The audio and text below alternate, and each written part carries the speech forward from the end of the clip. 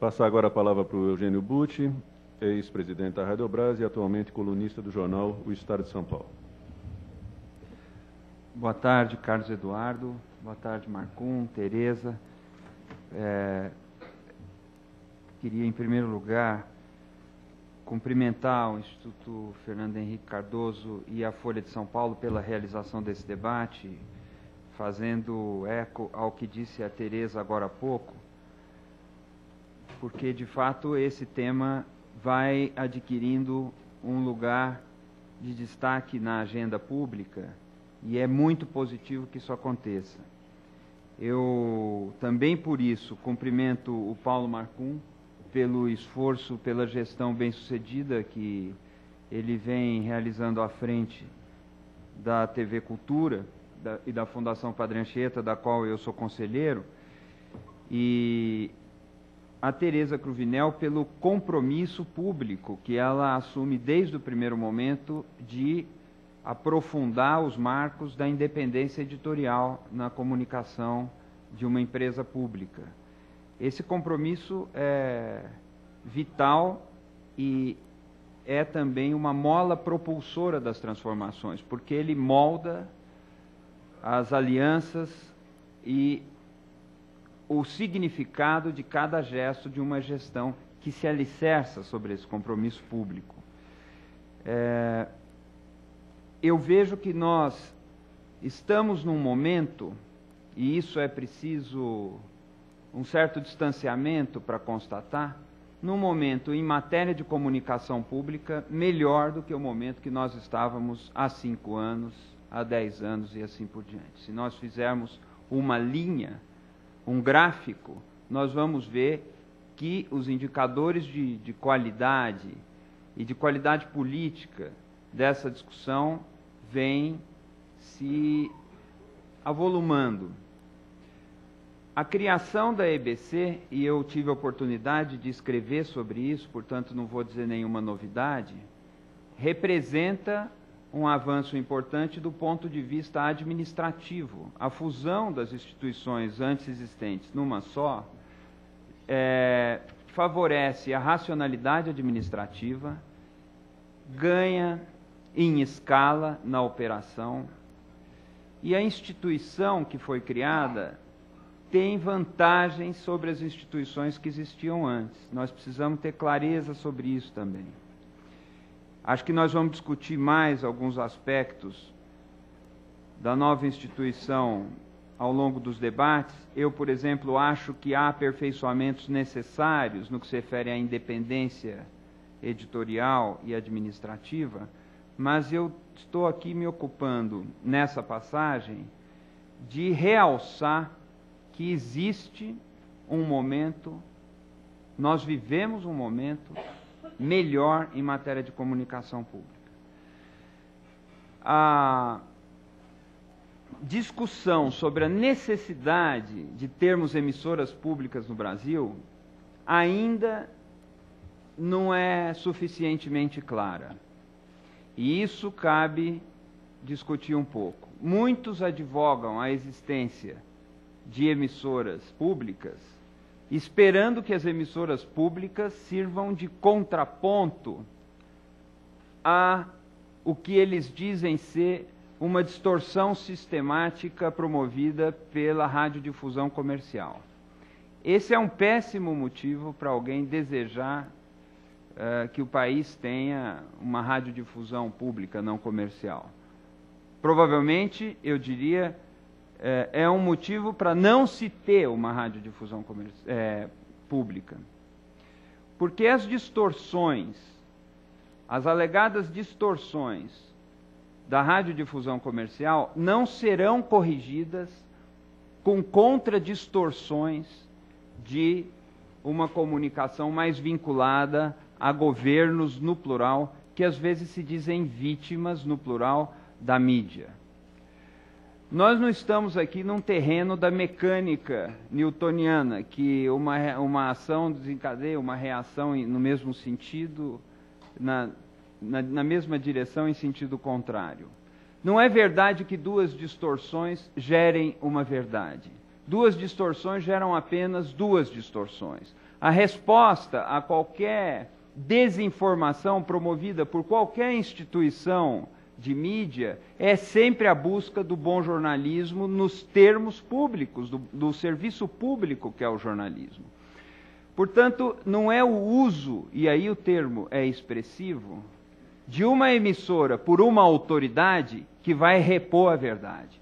O uso de uma emissora por uma autoridade vai agravar a mentira e vai piorar a falta de clareza no espaço público. Emissoras públicas não estão aí para veicular a versão de governantes. Estão aí para ouvir também os governantes e prestar o serviço que elas devem prestar ao cidadão. É apenas o direito à informação que justifica a existência da radiodifusão como um serviço público em geral e da radiodifusão pública dentro desse serviço público em geral, que é a radiodifusão.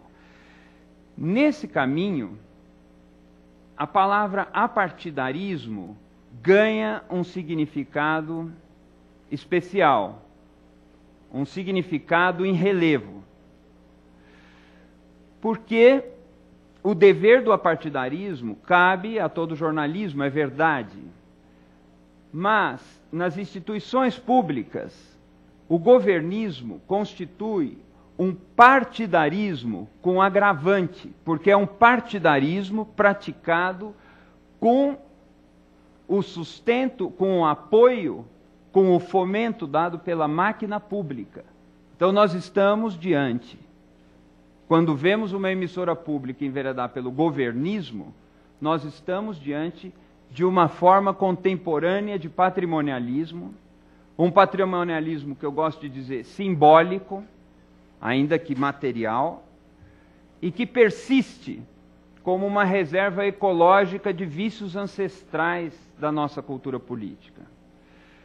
O governismo, repito, é um partidarismo com agravante. Ele não apenas tem as consequências nefastas do partidarismo no jornalismo, como ele gera outras consequências que têm a ver com clientelismo, apropriação privada de equipamentos públicos e por aí vai.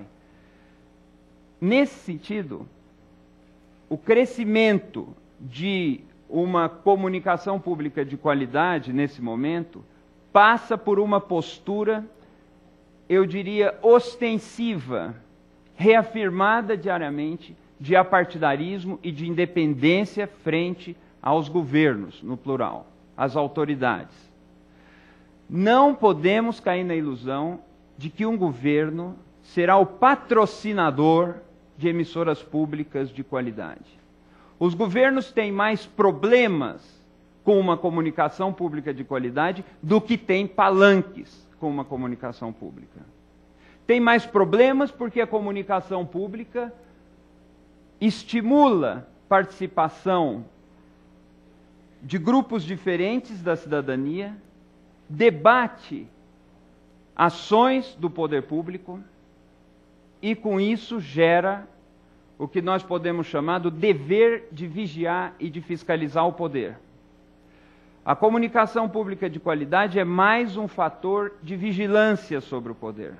Ela não traz confortos para o poder. Ela traz mais vigilância. Nesse sentido, a Teresa tem razão quando diz que cabe ao poder abdicar, acho que é o termo que ela usou, mas cabe ao poder patrocinar, aí sim, a independência.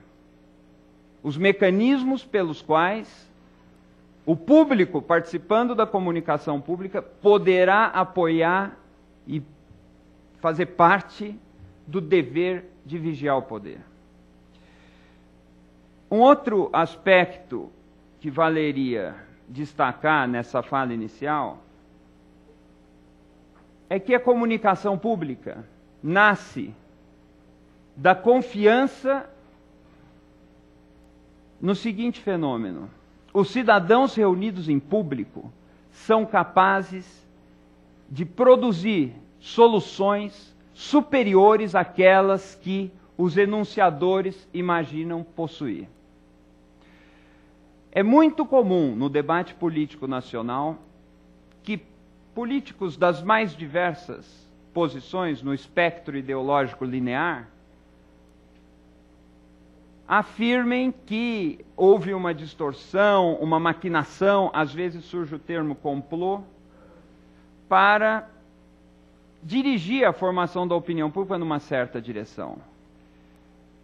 Esse raciocínio supõe que a cidadania é indefesa, que a cidadania não dispõe dos mecanismos intelectuais naturais para saber quando está sendo enganada ou quando tentam manipulá-la.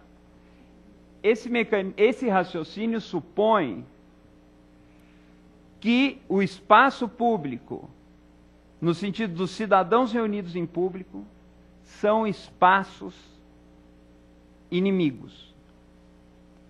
Nós só vamos, segundo esse raciocínio, aos cidadãos reunidos em público quando nós temos as soluções prontas. Vamos martelar as soluções prontas sobre os cidadãos reunidos em público e eles, por cansaço, assimilarão os nossos conceitos. Essa concepção de comunicação, além de ultrapassada, além de ineficaz, é profundamente autoritária, porque ela não admite que nos cidadãos reunidos em público existe uma instância superior, mais sábia, do que aquela em que os manipuladores, ou às vezes os denunciadores de manipulação, se encontram fechados entre quatro paredes. O público é sim capaz de pensar, de formular, de inventar, de fazer perguntas novas. E a comunicação pública acredita nisso por definição, no seu primeiro passo. Por que é tão importante haver uma comunicação pública, o que eu chamo aqui de comunicação pública, ao lado de uma comercial? Não é porque a comunicação comercial seja essencialmente manipuladora. Não é porque a comunicação comercial seja ruim. Porque mesmo quando ela é ótima, se faz necessária a presença de uma comunicação não comercial. E o motivo é muito simples. A natureza da comunicação comercial, que é indispensável numa sociedade democrática, não supre todas as demandas do agir, da comunicação entre os cidadãos. Há matérias, há assuntos, há vínculos que só uma comunicação não comercial pode atender. Eu poderia dar exemplos, mas é sempre perigoso dar exemplos. Um exemplo que eu daria: por que os programas que reúnem jornalistas de diferentes veículos comerciais de comunicação acontecem de forma mais confortável dentro das emissoras públicas? Porque eles constituem, frente ao mercado, as emissoras públicas constituem, frente ao mercado, algo como territórios neutros, onde um nível de diálogo se faz possível, e que não se faria possível dentro do mercado, ou nas regras do mercado. Há outros exemplos. A dependência da radiodifusão comercial em relação aos breaks, aos intervalos comerciais, imprime à sua programação um ritmo que não admite um certo tipo de alternativa estética, discursiva, que se faz possível na comunicação comercial, que não depende dessas coisas. Há vários exemplos. Terminando. Eu vou tentar fazer caber em 1 minuto o que talvez devesse caber em 5, e eu temo desesperadamente gastar esse 1 minuto pensando como é que eu vou fazer, sem conseguir falar coisa alguma. Então deixa para depois. Não, só concluir, Carlos Eduardo, só concluir. O Marcon está dizendo que cede tempo dele para você. Não, imagina. Mas é muito simples.